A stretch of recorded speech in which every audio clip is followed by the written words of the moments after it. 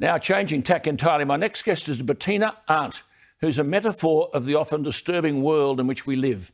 She has been the victim of an orchestrated campaign against her from the left, even to the point of campaigning to have her Australian honour, her AM, taken away from her.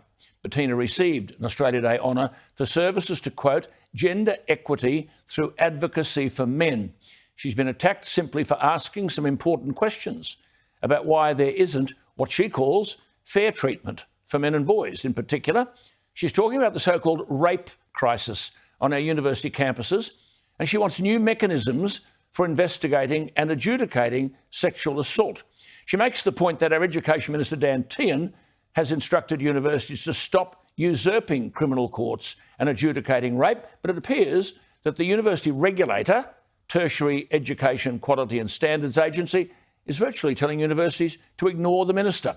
Well, tomorrow, Bettina receives her Order of Australia medal, her AM, and she's on the line with us. Bettina, congratulations. It's been a tough road, but put simply, what is the issue here?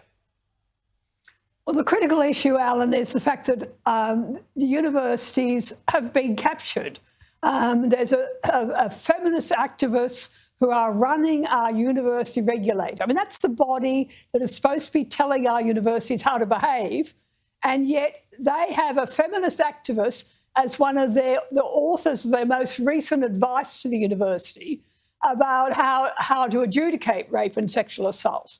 And that particular activist was on Twitter the other day boasting that she's written the text instructions to universities. I mean, it's a most extraordinary thing that our regulators taken over. Yeah, I mean, the point that you're talking about is rape crisis, quote unquote. Now, you have cited, because this lady does a stack of research, you've cited a 2017 survey by the Human Rights Commission called Changing the Course. It was prepared at the request of the country's 39 universities to, quote, gain greater insight into the nature, prevalence and reporting of sexual assault and sexual harassment at Australian universities. Didn't it find that only 1.6% of students were sexually assaulted at a university setting? And that included travelling to and from the university, 1.6%. 1.6% over 2 years. It's 0.8% over 1 year. And that included a very broad definition of sexual assault, including, you know, being touched by a stranger on the train to uni, that sort of thing. Incidents that many of us would not normally regard as rape. And here was the Human Rights Commission spending $1 million of taxpayers' money to try to prove there was a rape crisis on our campuses. And they failed dismally, which was a great disappointment to the feminists. And what happened then, of course, is they managed to just carry on as if nothing had happened. They started talking about sexual violence, including sexual harassment in the definition of assault and harassment. And most of that harassment was unwanted staring.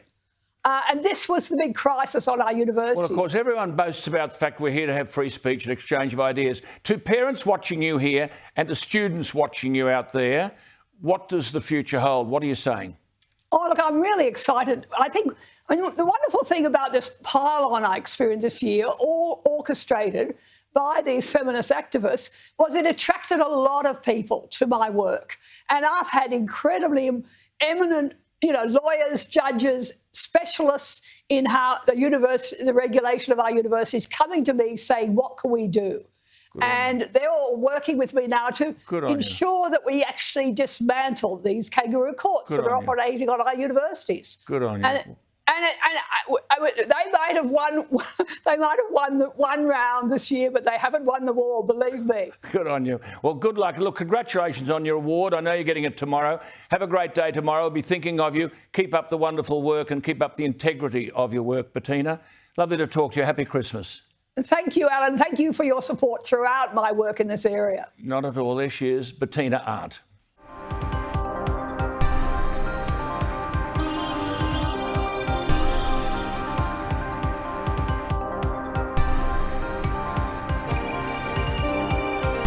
Thanks everybody for supporting me on my YouTube channel. I've got growing numbers of subscribers, which is really exciting. If you'd like to support me financially, go to my donate page on my website. Thanks a lot.